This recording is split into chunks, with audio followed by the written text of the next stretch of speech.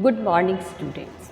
आज हम पढ़ेंगे पाठ 2 लट लकारः वर्तमान काल प्रथम पुरुष तीनों वचन। तीनों वचन तो हमें पता ही है, एक वचन, द्विवचन और बहुवचन। अब हम इसमें पढ़ेंगे प्रथम पुरुष। प्रथम पुरुष में जो हम सर्वनाम अब तक पढ़ते आए हैं उसमें हम पुल्लिंग के अंदर अगर हम देखें तो एक वचन में सह, द्विवचन ताऊ और बहुवचन ते, यानी पुल्लिंग में हम पढ़ते हैं सह, ताऊ, ते। स्त्रीलिंग में प्रथम पुरुष एक वचन क्या हो गया सा, द्विवचन ते और बहुवचन ता। तो पुल्लिंग में कौन से सर्वनाम पढ़े हमने? सह, ताऊ, ते, और स्त्रीलिंग में सा, ते, ता। ये थी प्रथम पुरुष, ठीक है ना। अब हम यहाँ प्रथम पुरुष में पढ़ेंगे एतत् सर्वनाम शब्द के रूप किसमें? एक वचन, द्विवचन और बहुवचन में। हम ये तो देखते हैं कि एक वचन, द्विवचन, बहुवचन में, जैसे हमने यहाँ देखा कि पुल्लिंग और स्त्रीलिंग शब्द, उसी तरह से एतत् सर्वनाम शब्द का क्या है? पुल्लिंग, स्त्रीलिंग और नपुंसक लिंग के में कैसे एक वचन, द्विवचन और बहुवचन के रूप काम में आते हैं। तो सबसे पहले हम देखते हैं पुल्लिंग। पुल्लिंग में एक वचन में इसका रूप होता है एतत् शब्द का। एतत् का अर्थ है ये, और एक वचन में एषः, इसका अर्थ है यह। द्विवचन एतौ, ये दो। बहुवचन में एते, अर्थ होता है ये सब, ठीक है। तो पुल्लिंग में क्या शब्द रूप बने इसके? एषः, एतौ, एते। इसी तरह से स्त्रीलिंग, स्त्रीलिंग में एक वचन में एषा, जिसका अर्थ है यह। द्विवचन एते, इसका अर्थ है ये दोनों, और बहुवचन एताः, जिसका अर्थ है ये सब। इसी तरह से नपुंसक लिंग। नपुंसक लिंग में एक वचन एतत्, जिसका अर्थ है यह, और द्विवचन एते, जिसका अर्थ है ये दोनों, और बहुवचन एतानि, जिसका अर्थ है ये सब। तो इस तरह से एतत् सर्वनाम शब्द के रूप काम में आते हैं पुल्लिंग, स्त्रीलिंग और नपुंसक लिंग।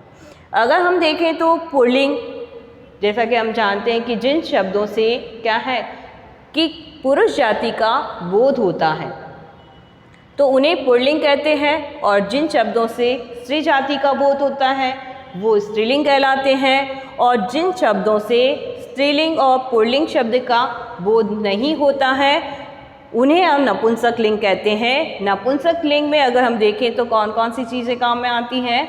जो निर्जीव वस्तुएं होती हैं, ठीक है ना, जैसे पुस्तक, पेन, मेज, ठीक है ना।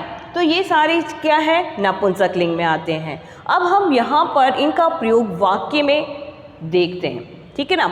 तो पहला वाक्य है एषः अश्वः अस्ति। अब हम देखें एषः, ठीक है। एषः यहाँ हम देखेंगे तो कहाँ आया है? ये एषः, ठीक है। अब ये एषः यहाँ आया है, इसका मतलब ये क्या है? पुल्लिंग है। तो हमारा वाक्य भी कैसा होना चाहिए? पुल्लिंग। अब पुल्लिंग के साथ में शब्द भी कौन सा आएगा? पुल्लिंग। तो अश्व शब्द कौन सा है? पुल्लिंग है। तो पुल्लिंग सर्वनाम शब्द के साथ में ही क्या है? पुल्लिंग शब्द आता है। तो एषः अश्वः अस्ति। अस्ति का अर्थ होता है। अब अस्ति में कौन सी धातु है? अस धातु है, ठीक है। अस धातु प्रथम पुरुष एक वचन की क्रिया है, क्योंकि ये भी क्या है? एतत् शब्द प्रथम पुरुष एक वचन है, एष, ठीक है। और अश्व, अश्व का भी एक वचन का रूप ही यहाँ पर एक काम आएगा, क्योंकि एक वचन के साथ एक वचन का ही रूप लगता है। अगर हम देखें तो अश्वः, अश्वौ, अश्वाः, यानी द्विवचन में अश्वौ और बहुवचन में अश्वाः और एक वचन में अश्वः। तो जब हम यहाँ पर क्या है? सर्वनाम शब्द एक वचन है तो शब्द भी एक वचन का ही होगा। तो एषः अश्वः अस्ति, यह घोड़ा है। अब दूसरा वाक्य देखते हैं एतौ गजौ स्तः। एतौ, एतौ देखें तो यहाँ पर कहाँ आया है, ये रहा एतौ, ठीक है। एतौ का अर्थ है ये दो, इसका मतलब हमारा वाक्य कौन सा हो गया, द्विवचन का। अब द्विवचन के साथ में, सर्वनाम शब्द के साथ में द्विवचन का ही शब्द आता है, तो एतौ गजौ, जब यहाँ एतौ यानी ये दो, गजौ यानी दो हाथी, स यानी है, तो यहाँ पर हम दो हाथी नहीं लिखेंगे, ये लिखेंगे कि ये दो, गजौ यानी हाथी, स यानी है, ये दो हाथी है। अब स में भी कौन सी है, अस धातु है, और अस धातु प्रथम पुरुष द्विवचन की क्रिया का रूप होता है स।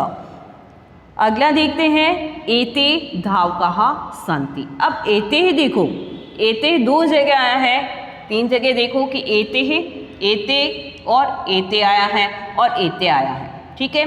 अब तीनों जगह अगर हम देखें तो क्या हो रहा है कि एते आ रहा है यहाँ पर द्विवचन में और यहाँ पर भी द्विवचन में और वहाँ पर आ रहा है बहुवचन में, लेकिन पता कैसे चलेगा कि उसके साथ में जो शब्द लगा है वो कौन सा है, वो पुल्लिंग है, स्त्रीलिंग है या नपुंसकलिंग है। तो हमारा शब्द धावकाः कौन सा है, पुल्लिंग है। इसका मतलब क्या हो गया, हमारा वाक्य क्या हो गया, बहुवचन का वाक्य होगा। तो एते, एते यानी ये सब, धावका, अब जब ये बहुवचन है तो शब्द का रूप भी कौन सा आएगा, बहुवचन का आएगा। तो एते धावकाः, ये सब धावक सन्ति यानी है। अब इसमें भी अस धातु है, ये अस धातु प्रथम पुरुष बहुवचन की क्रिया है, ठीक है। तो क्या हो गया, हमने यहाँ पर प्रथम अस धातु का कौन सा, प्रथम पुरुष एक वचन, द्विवचन और बहुवचन भी रूप देखें कि अस्ति, स्त और सन्ति। और हमने ये वाक्य भी देखे हैं कि पुल्लिंग के एक वचन, द्विवचन और बहुवचन में एतत् शब्द का प्रयोग करते हुए किस तरह से वाक्य बने हैं। अब अगला देखते हैं वाक्य, एतः चटकाः सन्ति। एतः यानी ये रहा। अब एतः किस में आ रहा, अगर हम देखें तो यहाँ पर स्त्रीलिंग में, इसका मतलब हमारा वाक्य कौन सा है, स्त्रीलिंग का है। अब एतः बहुवचन है तो साथ वाला शब्द भी स्त्रीलिंग वाला कैसा होगा, बहुवचन होगा। तो चटका एक वचन है, चटके द्विवचन और चटकाः बहुवचन है। तो एतः यानी ये सब, चटकाः चिड़िया, सन्ति यानी है, ये सब चिड़िया है। अब यहाँ देखें, एतः मधुमक्षिकाः सन्ति। मधुमक्षिकाः सन्ति, मधुमक्षिका का अर्थ होता है मधुमक्खी। अब यहाँ पर मधुमक्षिका है यानी बहुत सारी मधुमक्खियाँ। एतः आया है तो क्या हो गया, स्त्रीलिंग है, ये वाक्य भी हमारा कौन सा स्त्रीलिंग का है। तो एतः मधुमक्षिकाः सन्ति, ये सब मधुमक्खियाँ हैं। अगला देखिए, एतानि कमलानि सन्ति। एतानि अगर हम देखें तो यहाँ आ रहा है, कहाँ है ये, नपुंसकलिंग में। तो ये वाक्य जो है हमारा कौन सा हो गया, नपुंसकलिंग का वाक्य हो गया। तो यहाँ पर जब सर्वनाम शब्द कौन सा है, एतत् शब्द कौन सा है, नपुंसकलिंग में है, तो यहाँ का वाला शब्द भी कौन सा होगा, नपुंसकलिंग का ही होगा। तो एतानि कमलानि सन्ति। अब यहाँ पर बहुवचन है तो उस शब्द का भी बहुवचन रूप ही यहाँ लगेगा। तो एतानि यानी ये सब, कमलानि यानी कमल, सन्ति यानी है, ये सब कमल है। तो हमने यहाँ पर देखे एतत् शब्द का प्रयोग करते हुए कौन से, ये तो थे हमारे कौन से, पुल्लिंग वाक्य थे, ठीक है। और यहाँ पर ये दो वाक्य हमने देखा, चटका और मधुमक्षिका वाला कौन से वाक्य थे, स्त्रीलिंग थे। और ये वाला वाक्य हमारा कौन सा, नपुंसक लिंग का था, ठीक है। लेकिन अगर हम देखें तो कि क्रिया का प्रयोग जो है वो स्त्रीलिंग, पुल्लिंग और नपुंसक लिंग में एक जैसा ही प्रयोग में हुआ है। अगर हम देखें, सन्ति पुल्लिंग में भी आया है और सन्ति स्त्रीलिंग में भी आया है। इसका मतलब ये है कि क्रिया का रूप जो है वो क्या है, लिंग के अनुसार नहीं बदलता है, ठीक है ना। कि क्रिया का रूप जो है वो स्त्रीलिंग के अनुसार, पुल्लिंग के अनुसार या नपुंसक के अनुसार नहीं बदलता है, बल्कि किसके अनुसार, एक वचन, द्विवचन और बहुवचन के अनुसार क्या है, क्रिया का रूप बदलता है।